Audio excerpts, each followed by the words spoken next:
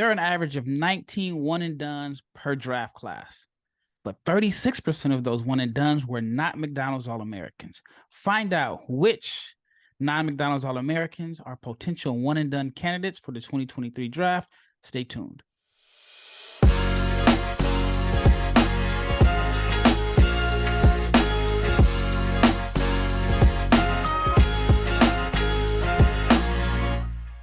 Big, huge shout out to each and every person that has made the Locked On NBA Big Board podcast your first listen of the day. And today we have an episode brought to you by LinkedIn Jobs, because LinkedIn Jobs helps you find the qualified candidates you want to talk to and it helps you find them faster. So post your job for free at linkedin.com/lockedonnba. What is up? I hope everybody had a great weekend. We had college basketball, our first college basketball weekend. I am your host, Rafael Barlowe, the director of scouting for NBA Big Board and the founder of NBA Draft Junkies. And my guest today is one of my favorite guests. He's a repeat guest on the show, someone that I think just is one of the brightest young minds in this whole industry. It is Max Feldman. Max, what's new in your world? What's going on? I appreciate you having me on. Always happy to hop on and talk some college basketball, some draft stuff. So appreciate you. Yeah, so I consider you an expert when it comes to like grassroots, and you've done stuff. You had your Front Office Gurus website. Now you're doing stuff for MADE Hoops, and you did a report that you actually sent out to different NBA teams about one and dones. And like I mentioned in the opening, there's about 19 per draft class, and about 36% of those one and dones over the last few drafts were not McDonald's All-Americans. And so I wanted to get your opinion and just kind of hear your list of guys that we need to watch out for. Because right now, I think the guys that are really interested in the draft, we know who the McDonald's All-Americans were. We know, the Derek Lively's, the Chloe Wares. We know the Nick Smiths. But who are some of the biggest surprises? Actually, before I ask you this, I have one guy that I watched this film, and I've put him on my big board as it was. It's not, I haven't done a big board yet, but I put him on my list. I broke it down on my draft guide. I broke it down into lottery picks, first round picks, and second round guys. And there are a couple guys that I think could be first rounders for sure that weren't McDonald's All-Americans. So the first guy I want to get your opinion on, and I'm a huge fan of his, and I've even had people tell me, like, people that are agents are like, do not mention this kid's name. Do not mention his name. Yeah. But I'm going to do it. Bryce Sensabaugh. He's one of my new favorite prospects. Tell me your thoughts on Bryce. Yeah, so Bryce is kind of the leader of this entire article, this whole project. He's kind of the top guy at this stage. He broke out pretty late in high school. His final Peach Jam down in Augusta, that COVID Peach Jam, he broke out. He went crazy and started to explode in terms of national rankings. Offers came flying and all of that good stuff. So 6'6", big-bodied wing, probably pushing 240, 250 by the time I saw him last summer. Like a big kid, but he doesn't move like it. He moves like he's probably 210 pounds, but knows how to use his frame really well. Better athlete than you'd expect. Plays really hard, solid athlete, and shoots the hell out of the ball. So, yeah, I'm not surprised to see him coming out the gates hot. He finished high school that way. So, yeah, he's definitely the leader in the clubhouse in terms of this discussion right now. Yeah, I'm a fan. They have him listed at 6'6", 235. And when I watched him, I saw like the creative skills, and I'm big on guys that can create their own shot. He can create his own shot. He can pull up, but then he has the bully ball game, and I love the bully ball game. That's why I'm a big, huge Luka fan. I try to go to every Mavs game because I love the fact that, all right, if he can't beat you dancing, then it's going to just turn into, all right, I'm going to put my back to you. Yeah, and he doesn't lack any of that burst to get that first step and get the guy on his hip. And then after that, he's getting wherever he wants with that strength and the ability to use his frame, plays at his own pace, can really explode to the hoop. Yeah, I like him a lot. So far through 2 games, he's averaging 15.5 points, 6.5 rebounds, shooting 55% from the floor, only 28% from three. What can you tell me about his jump shot? Do you think that he is, I mean, it's only 2 games, a very small sample size. Do you think that he's a better shooter than what the numbers are showing so far? Yeah, I think I'll definitely shoot it down the line. That's not something that's been a red flag or anything. That's been a strength of his in the past. So definitely something that will come along, I think, in terms of as the season goes along, just gets into rhythm. He's always been super decisive off the catch, whether it's shooting the ball or getting to his spot. So I think that'll definitely be something that comes along and those numbers rise up a little bit. Yep, we are talking about Bryce Sensabaugh, the freshman from Ohio State, listed at 6'6", 235. It's like this excellent combination of power and finesse. So he was not a McDonald's All-American. And you mentioned the COVID year had something to do with it. Is there any other reasons why he's just kind of been falling behind the radar? Because he's definitely, and I'm willing to bet that he's definitely going to have a better year than quite a few of the McDonald's All-Americans. Why was he so lightly recruited? Yeah, 100%. That's a good question. I think that's kind of you're getting to the basis of this project overall. There's definitely different things that come along, whether it's injuries, guys getting exposure stuff, people just didn't know a ton about them. There's a wide range of stuff, and that was kind of the base of this project as a whole. But with Bryce specifically, he didn't go the prep school route, played at his high school in Florida. He had a few knee injuries early in high school. I want to say it was his sophomore year. In his sophomore summer, he had meniscus injuries in the same knee. So whether it was rehabbing, anything like that, he just didn't really get that exposure during that time while COVID was going on at that exact prime of his high school career. So, yeah, that was kind of the basis of it. After that Peach Jam offer started to come flying in, and then after that, he could have really gone a lot of different places. It wasn't like Ohio State was his only offer, but whether it's his weight and he's shed that a lot of that bad weight since getting to Columbus, but whether it was people worried about that or I don't really know. He never really exploded to that top 25 type of guy nationally in the class of 2022.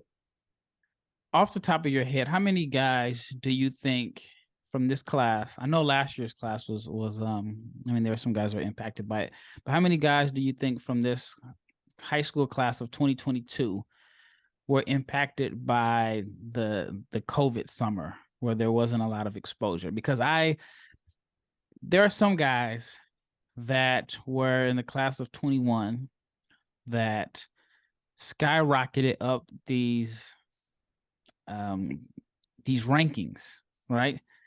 When they were able to benefit because they played in states that actually played during the summer. And there are some guys that were hurt. There's one particular name that comes to mind. He has I didn't think he was that great. He skyrocketed because he played in a state that played games, so people were able to see him. So like, how many guys do you think were impacted by that in this class? It's a lot of guys, I would say for sure. And just being in the grassroots stuff and being out to these sessions each summer, there are guys, probably 4 to 5 guys per session across all the circuits that will kind of blow up each session and they'll get into that conversation of whether it's top 30, top 40. And that COVID summer, there was one big session and that was really it. It was like 10, 12 days. So not having those other sessions 100% affected a lot of guys. And I think we'll continue to see that throughout this college basketball season with guys just popping that their reputation coming out of high school doesn't necessarily match that. So yeah, it's definitely a lot of guys. I don't know if I could put a number on it, but there's a lot of guys that were hurt by COVID in terms of exposure, development, all of that. Back to Bryce. Do you think he's like this year's version of Malachi Branham? I mean, it's kind of crazy that they both went to both Ohio State guys. Malachi wasn't, super highly touted coming out of school. He ends up being a first round pick. Do you think Bryce can have a similar year? Yeah, I think so. The difference with Malachi is he wasn't necessarily that kind of late bloomer that exploded late in the high school career. He was ranked pretty high. He just wasn't the McDonald's All-American. He was like a top 35, top 40 consensus guy versus Bryce was borderline top 150 until he really started to slide up there. And I think he ended probably around the 60, 70 mark, maybe top 50. But Yeah, I mean, in terms of the Ohio State stuff, definitely makes sense. And I think guys like Jeremy Sohan, Blake Wesley, it's a lot of guys now since COVID popping is non-McDonald's All-American. So it's not just this project wasn't just about guys that sneaked our way into the draft process or anything like that. There are guys that explode onto the scene and end up lottery picks, top 20 picks. All right, when we return, I want to hear more about this project that you're doing. And of course, we're going to talk about some of the names that you mentioned in this project. But next, I want to talk to the audience about LinkedIn Jobs. That's because these days, every new potential hire, it can feel like a high stakes wager for your small business. You want to be 100% certain that you have access to the best qualified candidates available. And that's why you have to check out LinkedIn Jobs. LinkedIn Jobs helps you find the right people for your team faster and, more importantly, for free. So all you have to do is use the hashtag hiring, add that to your frame, to your LinkedIn profile, and it will spread the word and let people know that you are indeed hiring. Simple tools like screening questions make it easy to focus on candidates with the right skills and experience so you can prioritize who you like to interview and, more importantly, who you like to hire.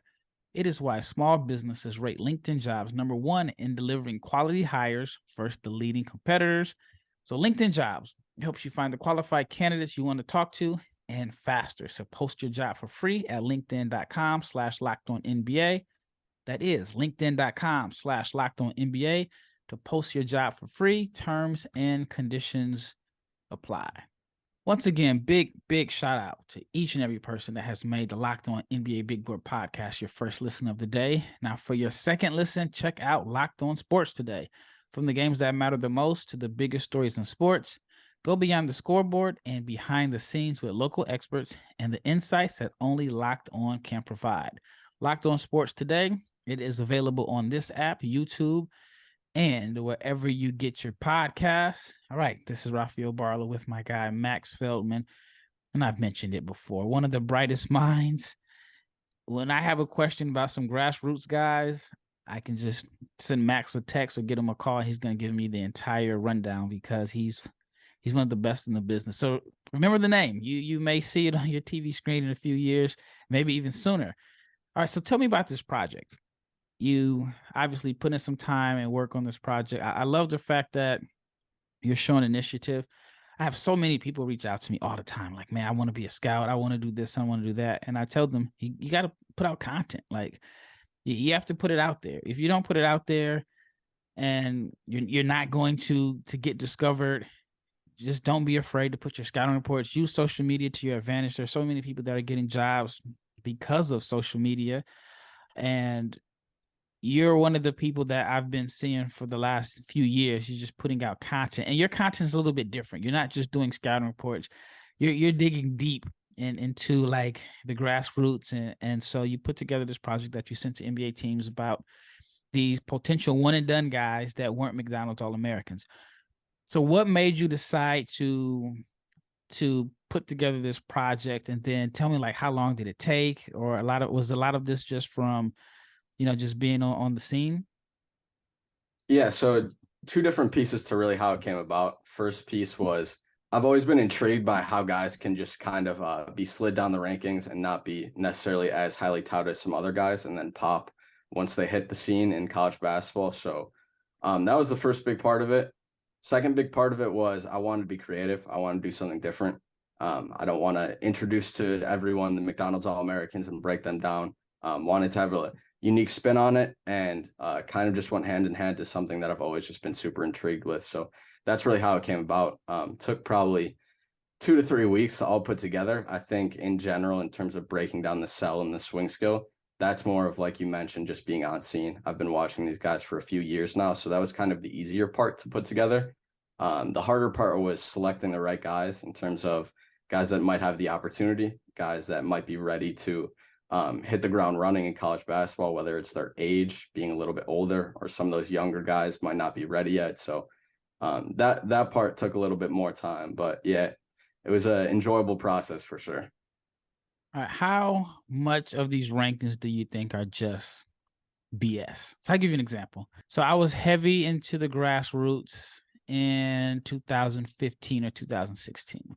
So there were a few players that everybody were really high on. They thought they were top 10, top 15 at the minimum. And my gut feeling was like, no, I don't see it. I don't see it. But then somehow I kind of let other people in the consistency of where they were ranked make me feel like that I was missing out. Like, okay, maybe I'm seeing something that they don't see. So by the end of the summer, I had these guys ranked around the same range as everybody else. And then, I mean, it wasn't even a year later, I ended up realizing, like, you got to trust your gut feeling. These guys were nowhere near as good.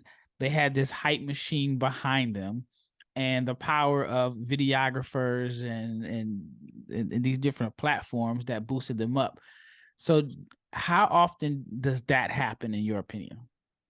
Yeah, so for me, I think rankings, I'm not a person who doesn't think rankings are important. I think rankings are really important. I think the biggest thing is that people don't denote what they're ranking. They don't describe what they're ranking. They don't describe what comes to mind. So with this project, like you mentioned, 12 of those 19 one and dones per draft cycle were McDonald's All-Americans. Those other half, so that's half the McDonald's All-American roster, stays in college for more than 1 year. A lot of those guys tend to be big guys, guys that are super highly ranked, and their game just doesn't necessarily translate to what NBA personnel is looking for within that 1 year. And the other half of the group, a lot of those guys are just older. So maybe they popped later in high school and they were more productive, but they were already a year older than the guys they're playing against. So they should produce in that manner. So obviously there's other guys that just their game doesn't translate well. They were overrated. There are definitely guys like that, but for me with rankings and how I approach rankings is you have to really have a goal in mind, and you have to have it written out of what you're ranking and what you have in mind. Yeah, I mean, I feel like there's some guys that were highly touted that were putting up ghost stats, like your 6'7" center.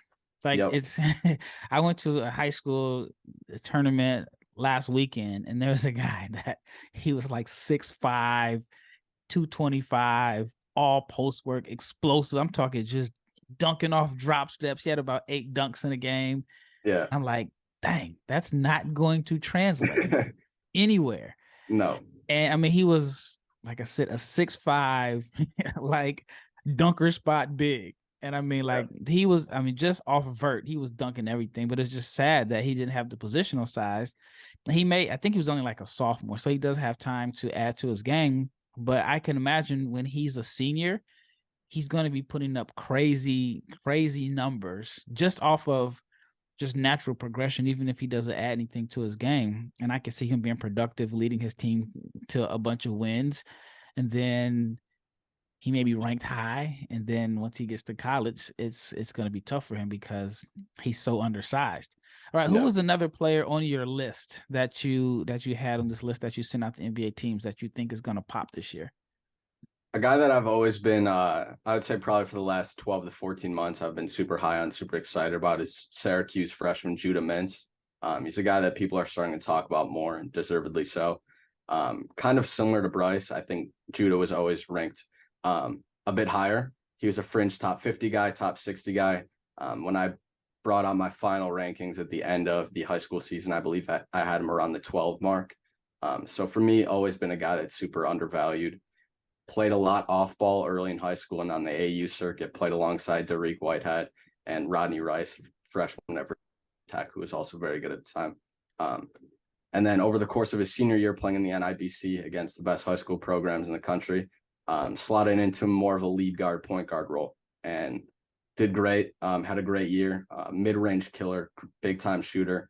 I'm a little bit higher on his defensive outlook than most people. He's still wiry thin. He's probably 170 pounds, but I really like what he can be on the defensive end long term. We won't really get to see that this year at Syracuse, playing zone. Not a great fit with that, but think he can really slide his feet and defend at the point attack down the line.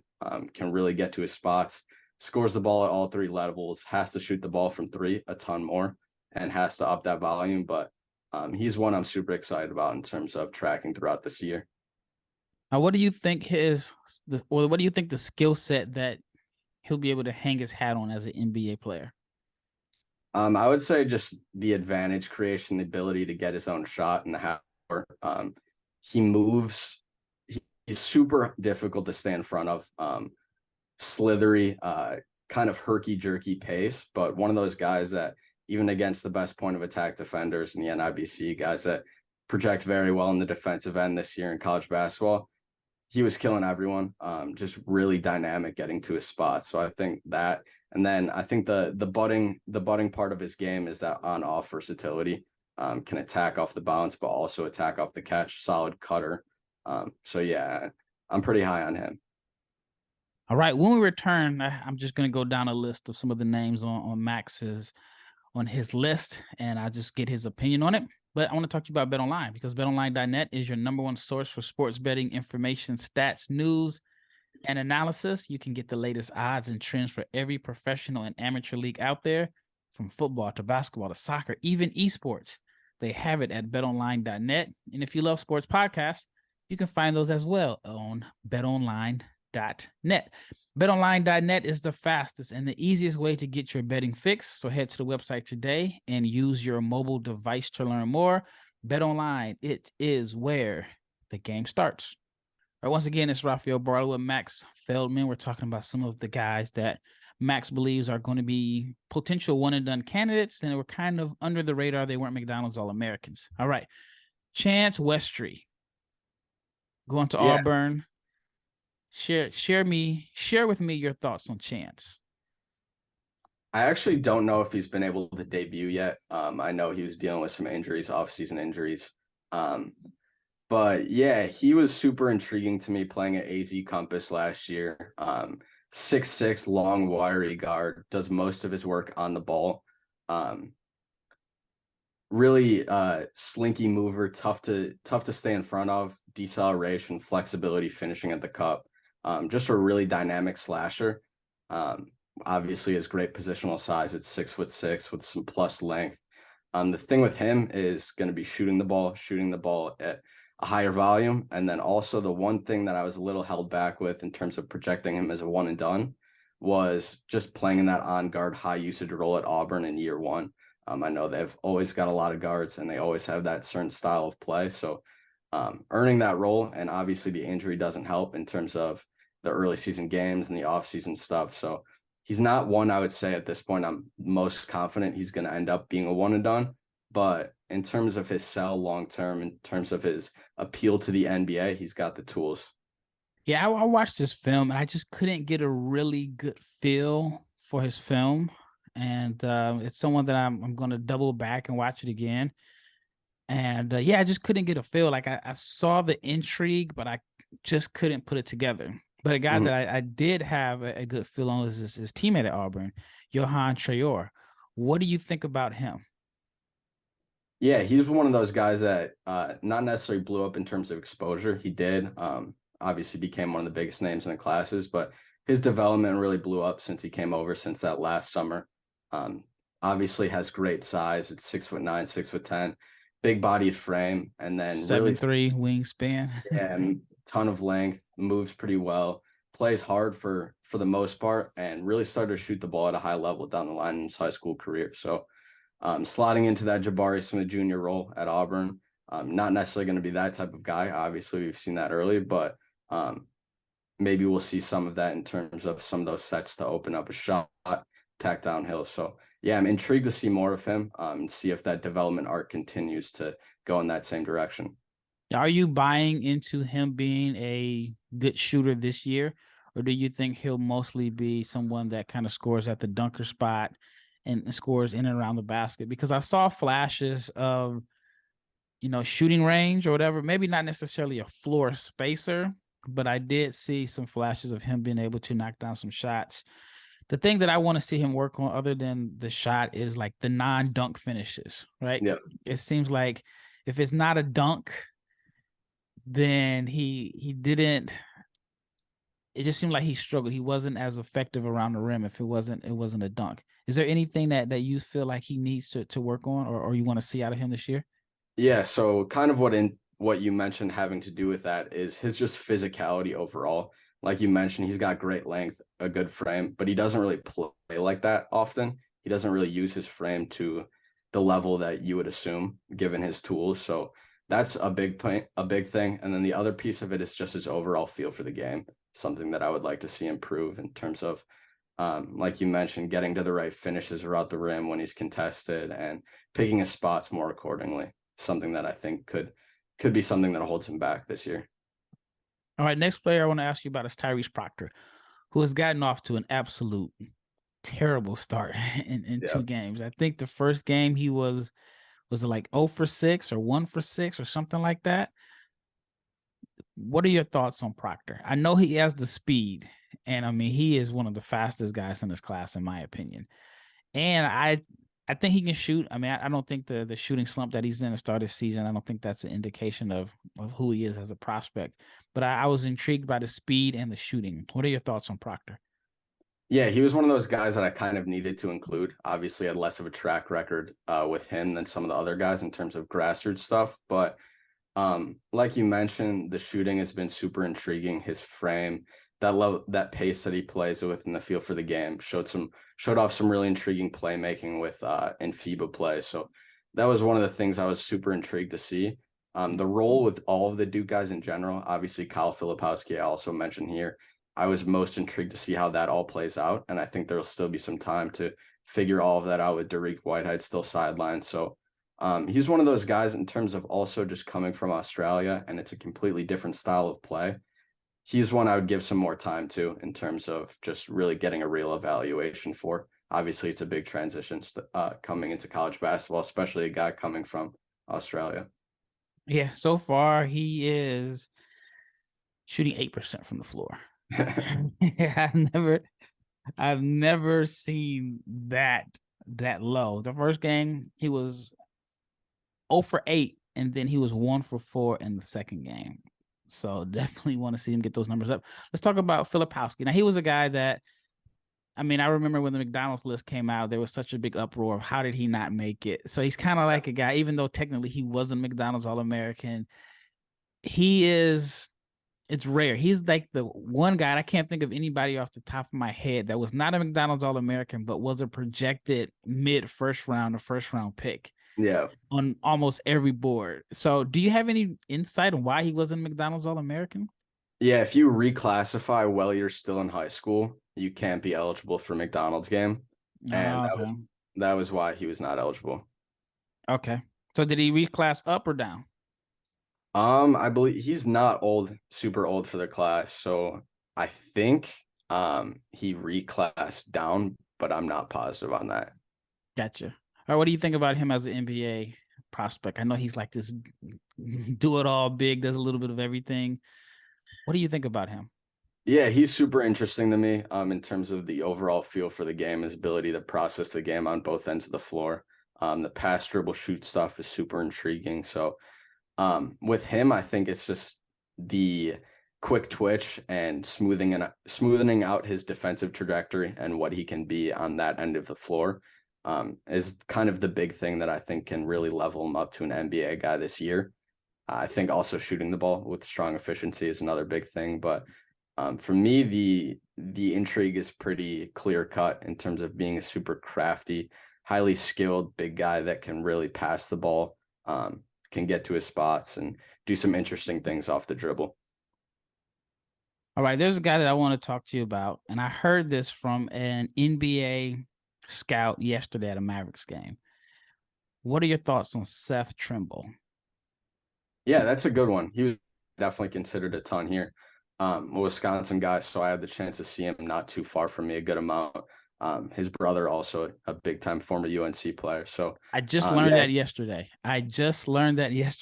yeah, yeah, he's a lot of fun. The shooting is the big thing with him. That has to come along a bunch. He's a guy that is looking to get to the rim. He's a big time athlete, just like his brother was at UNC. So, yeah, he's really intriguing. I think the thing that kept him off the list for me is I'm not going to bet on a one and done guy playing behind Caleb Love and RJ Davis in year one. So check this out.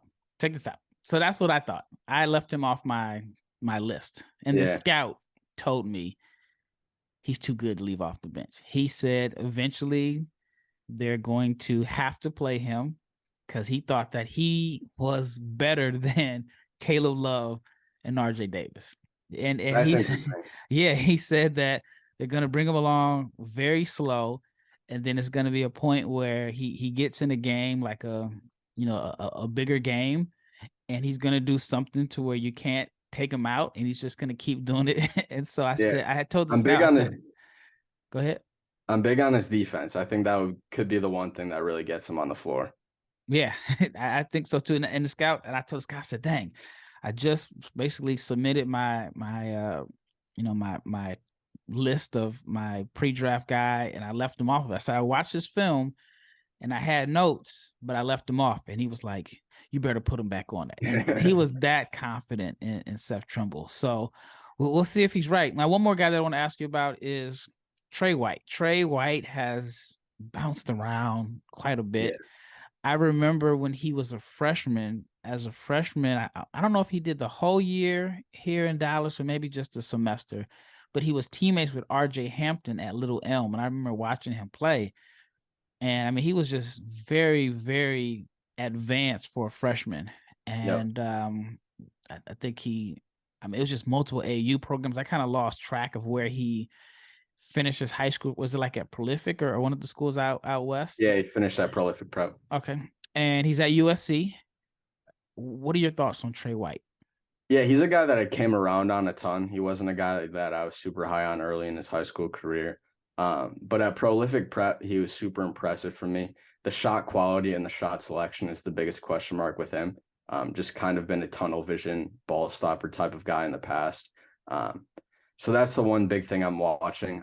He's kind of a guy that I think they might ease him into the lineup more. He's put up like decent numbers, hasn't done too much, but getting his shots up, that's the one thing with Trey White. He's going to get his shots up when he gets on the court, but big time athlete, can really create separation, has great size. He's listed at 6'7". I don't know if he's quite 6'7", but definitely has a very good frame, can really get downhill to the rim and finish above the rim.